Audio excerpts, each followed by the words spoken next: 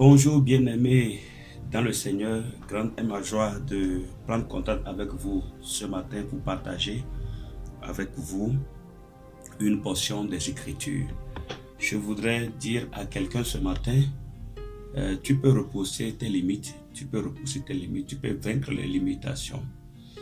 Nous irons donc lire dans le livre de Deutéronome le chapitre 20, le livre de Deutéronome le chapitre 20.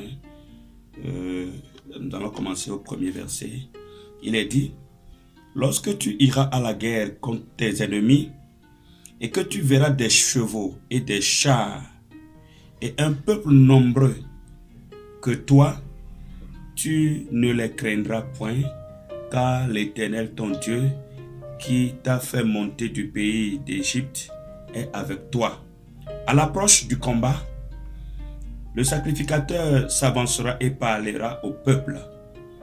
Il leur dira: écoute Israël, vous allez aujourd'hui livrer bataille à vos ennemis. Que votre cœur ne se trouble point. Soyez sans crainte et ne vous effrayez pas. Ne vous épouvantez pas devant eux. Car l'Éternel votre Dieu marche avec vous pour combattre vos ennemis, pour vous sauver. Alors je voudrais donc te dire que tu peux vaincre tes ennemis, tu peux repousser tes limites. Il est important que tu saches que tant que tu ne prendras pas la décision, tant que tu ne feras pas un pas en avant pour entrer dans ta destinée, c'est difficile de savoir que tu as des limites. Les limitations sont des forces réelles.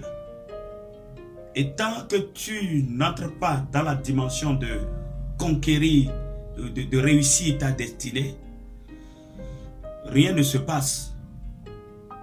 Alors tu peux repousser tes limites.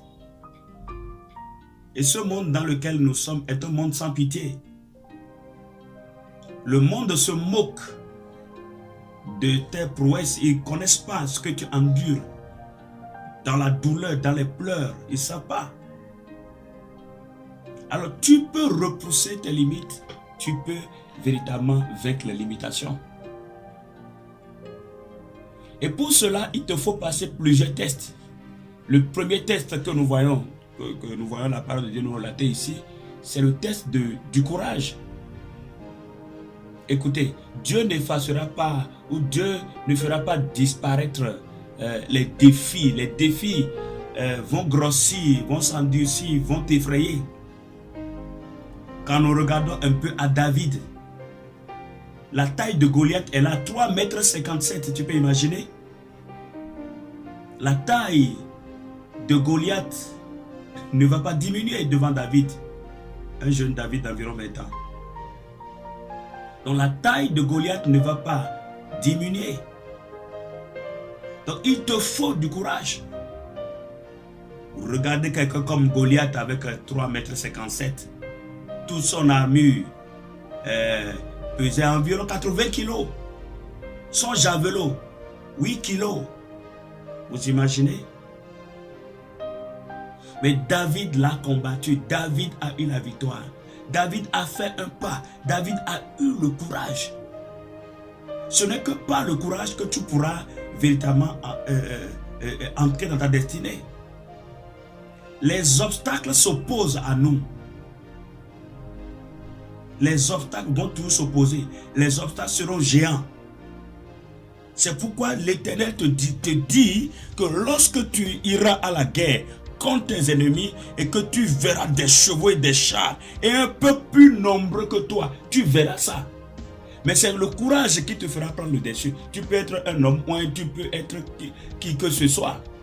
Mais laisse-moi te dire que le courage sera le premier test inévitable. C'est le premier test inévitable. Regarde un peu. Nous avons souvent la joie de citer ces héros de la foi. Personne n'est devenu quoi que ce soit sur cette terre des hommes sans affronter en face les difficultés. Et quant à toi et moi qui sommes des croyants, des enfants de Dieu, nous croyons en ce que Notre Père Céleste nous dit, nous croyons en cela, nous croyons en ce que Dieu dit. C'est Dieu qui parle. Et très souvent, quand Dieu parle, quand Dieu veut te conduire vers ta destinée, il sait que ce qu'il y a sur le chemin est tellement grand. Donc il ne te parle pas comme il parle aux hommes, il te parle comme s'il parlait à lui-même. Et ce n'est que sur ces paroles-là que nous allons nous asseoir. Nous y croyons fermement pour beaucoup de victoires. Il dit, car l'Éternel, votre Dieu, marche avec vous pour combattre vos ennemis. Si tu es certain que l'Éternel est avec toi et qu'il marche avec toi, quel que soit le nombre, quelle que soit la grandeur, quelle que soit la taille de la montagne qui se dresse devant toi, sois certain que cette montagne sera aplanie. C'est important de le savoir. C'est important. Lorsque nous allons au chapitre 31 de ce même livre de Deutéronome, au chapitre 31, verset 6, fortifiez-vous et ayez du courage. Ne craignez point. Ne craignez point.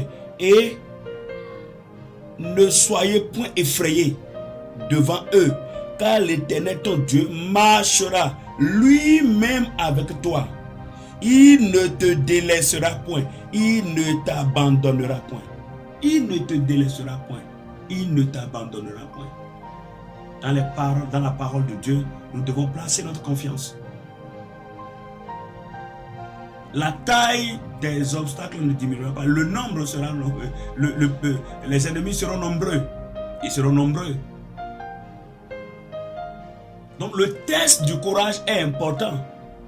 Après la mort de Moïse, serviteur de Dieu, Dieu va dire à Josué, c'est toi qui prendras désormais la charge, c'est toi qui conduiras ce peuple sur la terre promise, n'est-ce pas? Mais les premiers conseils de Dieu pour Josué, mais c'était un commandement, le fait qu'il fallait que Josué ait le courage, c'est un commandement. Il a reçu l'approbation. Dieu lui a dit, je suis avec toi. Il sait que Dieu est avec lui. Cependant, Dieu lui dit, fortifie-toi et prends courage. C'est un ordre que Dieu lui donne. Et regardez cette muraille de Jéricho, aussi fortifiée, une ville aussi fortifiée. Israël ne pouvait pas aller. Dieu ne va pas faire diminuer la taille de ce géant mur fortifié. Mais regardez la façon dont Israël a eu le dessus. Le test du courage. Bien-aimé, il n'y a pas autre solution. Tu ne peux pas devenir grand, tu ne peux pas avoir la victoire sur les ennemis, tu ne peux pas vaincre les limites que Satan t'impose. Les mêmes forces qui avaient vaincu tes parents, tes arrière-parents, sont encore là. Et toutes les fois que tu feras un pas vers l'avant dans le cadre de ta destinée pour la réussite, sois certain que tu t'es lancé dans un combat, dans une guerre sans merci. Je voudrais te dire que l'Éternel est avec toi. Tu peux vaincre les obstacles. Tu peux repousser les limites imposées par l'ennemi. Demeure béni. La prochaine fois, nous reviendrons sur un autre test. Et jusqu'à la fin, demeure béni. Nous pouvons prier un instant. Père, je voudrais te bénir, je voudrais glorifier ton nom. Merci Seigneur pour tous ces auditeurs, pour tous ceux qui nous suivent. Et je voudrais te recommander leur vie, les situations dans lesquelles ils sont, les difficultés, les pleurs, les douleurs dans lesquelles ils sont. Je te prie, Seigneur, de leur venir en aide. Seigneur, donne-leur la grâce de comprendre qu'il est important pour eux de réussir à ce test de courage pour aller de l'avant, pour vaincre les limites imposées par l'ennemi. Merci de l'avoir fait, Père. C'est dans le précieux nom de Jésus nous avons ainsi prié. Amen. Demeurez bénis.